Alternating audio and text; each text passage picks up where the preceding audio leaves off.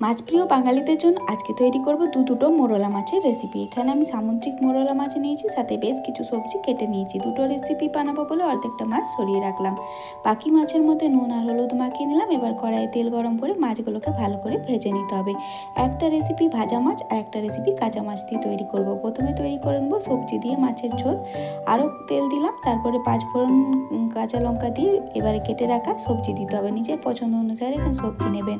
কিছুক্ষণ নাড়াচাড়া করে ভেজে নিয়েছি। কুচিয়ে রাখা পেঁয়াজ, টমেটো, নুন, হলুদ, জিরে গুঁড়ো দিয়ে ভালো করে নাড়াচাড়া করে ভেজে নেবো। ওই সময় আমি এখানে হাফ চামচ মতো আদা রসুন বাটা দিয়ে ভালো করে কষিয়ে নিলাম। ঝোলের জন্য জল দিলাম পরিমাণ অনুযায়ী।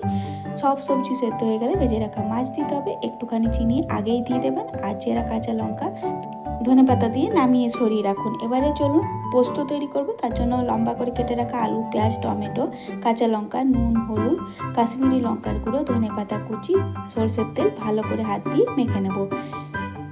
হাতে মাখা মাছের এই রেসিপিটা কাঁচা মাছ দিয়ে তৈরি হবে। সমস্ত কিছু ভালো করে সেদ্ধ করে নেওয়ার পর কাঁচা মাছগুলো দিয়ে দিতে হবে। আবার ঢাকা দিয়ে পুরোপুরি সেদ্ধ করে নেব। যখন একটু মাখা মাখা হয়ে আসবে তখন বেটে রাখা পোস্ত দিয়ে ভালো করে নাড়াচাড়া করে একদম শুকনো শুকনো করে নামিয়ে নিতে হবে। নামাবার আগে কাঁচা সরষের তেল দিতে পারেন। চলুন এবার ভাতটা বেড়ে নিই। আর এবারে দুটো রেসিপি আমি থালার মধ্যে তুলে নিলাম। দুটোই কিন্তু দুর্দান্ত টেস্ট হয়। কম তেল মশলা দিয়ে অবশ্যই বানিয়ে দেখুন।